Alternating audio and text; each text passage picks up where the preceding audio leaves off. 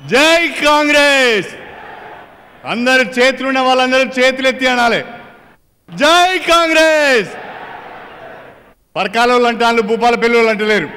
జై కాంగ్రెస్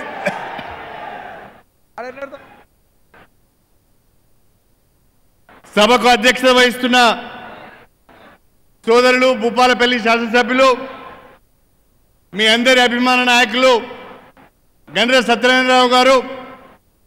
వేదిక పైన ఆసీనులైన మంత్రివర్యులు శ్రీధర్ బాబు గారు ధనసరి అనసూయ గారు అదేవిధంగా ఈరోజు మీ అందరి ముందుకు ఇండియా కూటమి అభ్యర్థిగా కాంగ్రెస్ పార్టీ బలపరిచిన కాంగ్రెస్ పార్టీ అభ్యర్థి డాక్టర్ కడియం కావ్య గారు వేదిక పైన శాసనసభ్యులు నాయని రాజేందర్ రెడ్డి గారు నాగరాజు గారు ప్రకాష్ రెడ్డి గారు వేదిక పైన పెద్దలందరికీ ఈ రెండు నియోజకవర్గాలు పరకాల భూపాలపల్లి వివిధ గ్రామాల నుంచి తరలి వచ్చిన కాంగ్రెస్ పార్టీ కార్యకర్తలకు నాయకులకు ప్రజలకు మీడియా మిత్రులకు అందరికీ పేరు పేరున నా హృదయపూర్వకమైన నమస్కారాలు తెలియజేసుకుంటున్నా త్వరలోనే మనం అందరం ముద్దుగా పిలుచుకునే మనం ప్రియతమ ముఖ్యమంత్రి రేవంత్ అన్న రాబోతున్నాడు వారి ఉపన్యాసం వినాలని చెప్పి మీరందరూ ఉపలాట పడుతున్నారు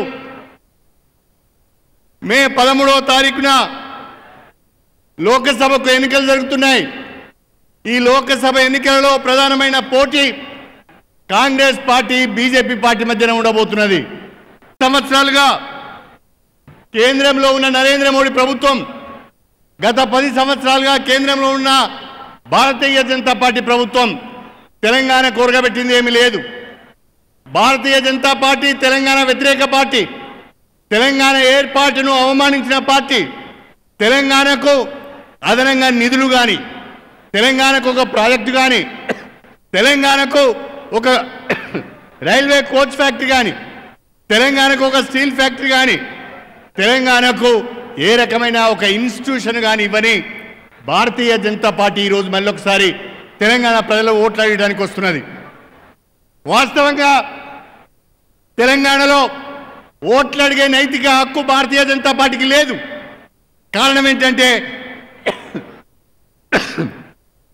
ఈ 10 ఏళ్ల పాలనలో బీజేపీ ద్వారా మనకు జరిగింది ఏమీ లేదు దానికి భిన్నంగా ఈరోజు కాంగ్రెస్ పార్టీ దేశంలో పేద వర్గాల పట్ల దళిత వర్గాల పట్ల మైనార్టీ వర్గాల పట్ల కార్మికుల పట్ల ప్రజల మహిళల పట్ల రైతుల పట్ల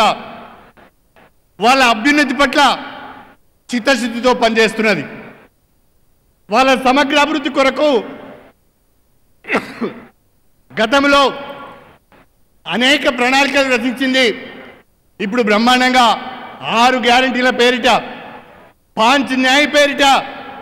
మన ముందుకు ఎజెండాను తీసుకొచ్చింది మేనిఫెస్టోని తీసుకొచ్చింది అందులో చాలా స్పష్టంగా సమాజంలో సమానత్వం తీసుకురావాలనే ఆలోచనతో ఈరోజు కాంగ్రెస్ పార్టీ ముందుకు పోతున్నది దేశంలో భారతీయ జనతా పార్టీ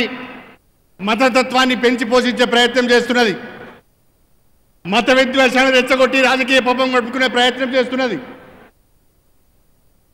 కానీ కాంగ్రెస్ పార్టీ సమాజంలో ప్రేమను పంచే ప్రయత్నం చేస్తున్నది ఇవాళ రాష్ట్రంలో మన ప్రియతమ ముఖ్యమంత్రి రేవంత్ రెడ్డి గారి నాయకత్వంలో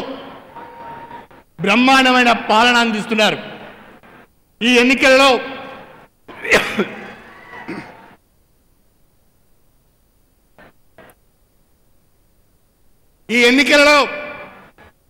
భారతీయ జనతా పార్టీకి గుణపాఠం చెప్పవలసిన అవసరం ఉన్నది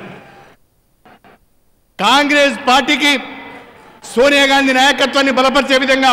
మన తీర్పు ఉండవలసిన అవసరం ఉన్నది దయచేసి మీ అందరినీ నేను కోరుతున్నా మే 13వ తారీఖున జరిగే ఎన్నికలలో వరంగల్ పార్లమెంటు నియోజకవర్గం నుండి